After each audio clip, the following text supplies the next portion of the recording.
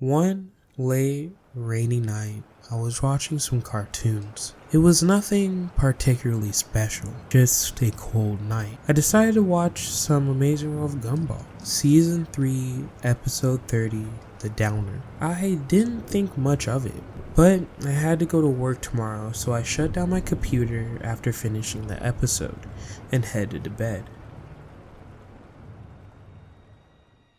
What did it really mean? What does it all mean? What did he wake up angry? What does it mean? What did it really mean? What am I thinking? What is happening? What am I thinking? What is happening? What did he wake up angry? I couldn't sleep. I just kept thinking.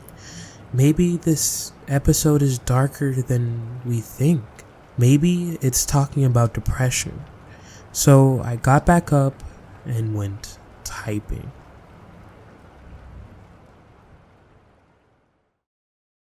Before we start, this video was sponsored by me. Please make sure to subscribe and turn on the bell, that's all.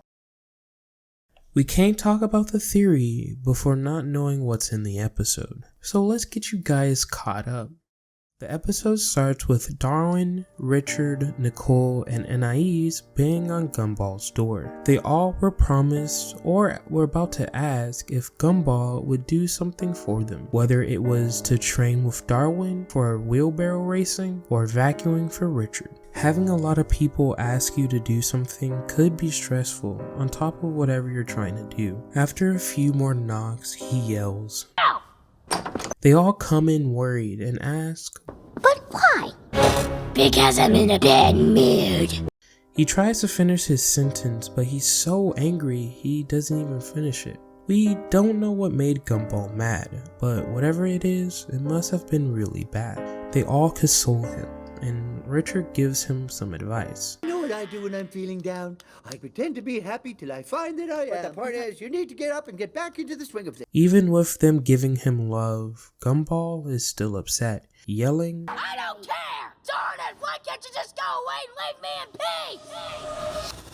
With everyone doing as he said, no one in sight, gone. It sounded like something broke in his mind. Maybe it was his pushing point, one of his nerves. But whatever it was, his wish was granted. After everyone disappearing, he gets confused on why everyone is missing. Even though he asked for it and he wanted this, he's confused. He heads downstairs looking for them, still being upset. He tries to get someone's attention by breaking something, but just only hurts himself. Then he tries to play it off like it was something massive, saying he needs a kiss or someone to look at him. He wants someone to be there for him, but a minute ago he was acting as if the whole world was against him, changing his feelings on a paradigm. After realizing that no one is coming, he says, "I made a terrible wish, and now my whole family have disappeared." Good. Just to remind you, every single time something negative is said, it's in that horrid face. The next scene is really telling. It's a toy village, and we see a family having a peaceful conversation. Then the kid screams, with Gumball towering over them. Then this plays out. I am Gumball, your creator. Just come back to spread love and guidance. He destroys the whole toy set and flushing a piece of the toy down the toilet. This could be some form of unhealthy stress relief, giving him power over something. With a little bit of thinking, he says, "Being in a bad mood isn't as fun as I thought. I need something that'll lift my spirits." So, to get his mind off of having a bad day, he heads downstairs to watch TV. But the TV only brings more depressing news. Pollution, extinction of animals, and high beauty standards. This is something too real, something that hits close to home. There goes that face again. Gumball thinks of something to get his mind off of having a bad day, again, and his last solution is the power of music. So he breaks into a musical number. I'll show only the important parts. In the beginning of the song, it goes, look at me as I'm standing here. I've got happy on my face, I've got nothing to fear. The song starts out happy and upbeat with another line. Life can make you smile, oh look around you and see it's everywhere. I said life can make you smile, so I carry on smiling because I haven't gotten a care. Then it starts to get less happy. I love the scent of flowers, but so do all the bees and the pollen. Brings out my allergies. And video games will always stop me from feeling glum through after an hour. They start to hurt my thumbs. He starts to realize that most of the stuff he does doesn't make him happy anymore. We're just nitpicking everything because of his bad mood still being there. Life can be a trial, look around you, you'll see it everywhere. Life can be a trial, but I'll try to get through it and pretend I don't care. Now the lyrics are changing from so I carry on smiling because I haven't got a care to now life can be a trial, but I'll try to get through it and pretend that I don't care.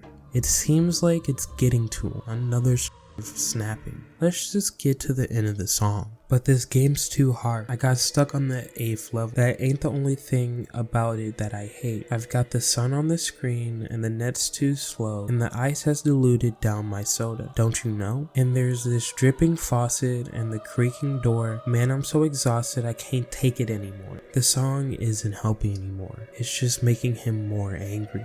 We get to the end of the song with the angry face. Why is life so vile? Look around you, it's out to bring you down. I said, why is life so vile? And even this song has become annoying now.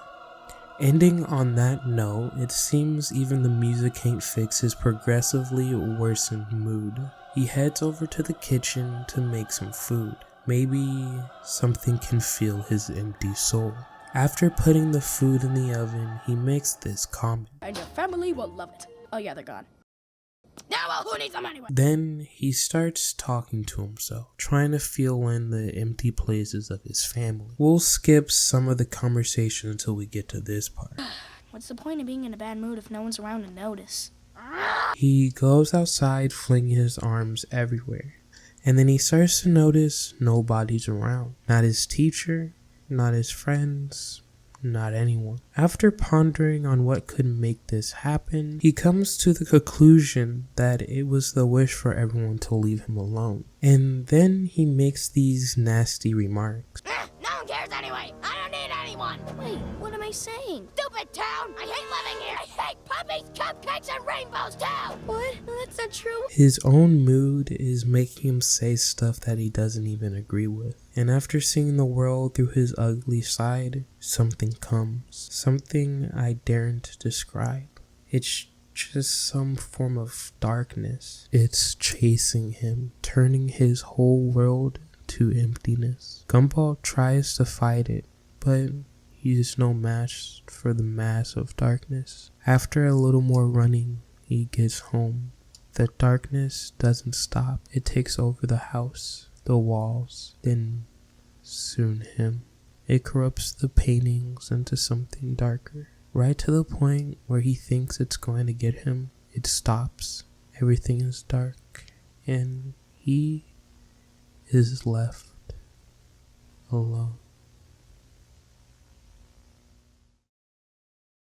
Something lays deeper beneath the skin of this episode. I think the theme of this episode, not staying in a bad mood or being in a bad mood can change your feelings, is trying to take us away from what's really happening. I think the episode is telling a story of how Gumball has depression and what it looks like. From this, we need to get evidence.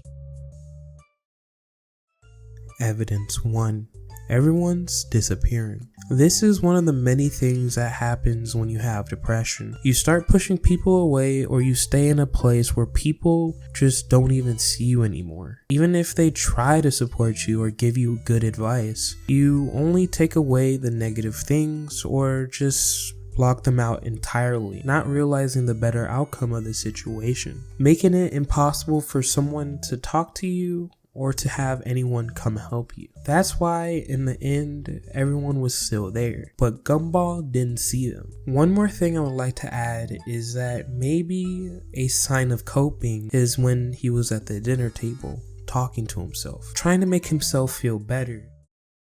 Evidence 2. Clouded judgment and not enjoying the things anymore. I think we can all understand that when having depression, things don't feel the same way anymore. It could be playing your favorite video game or something menial. In this case, that's what happens with Gumball in his song. He tries to stay happy, but just gets worse with every verse, seeing everything in a negative light. Even some of the lyrics sound dark, like, man, I'm so exhausted, I can't take it anymore. Why is life so vile? Look around you, it's out to bring you down. And life can be a trial, but I'll try to get through it and pretend that I don't care. One last thing I have to put here is that Gumball changes his mood rapidly, wanting people to care for him but going back to having a bad mood. This is a sign of depression as well, having mood swings.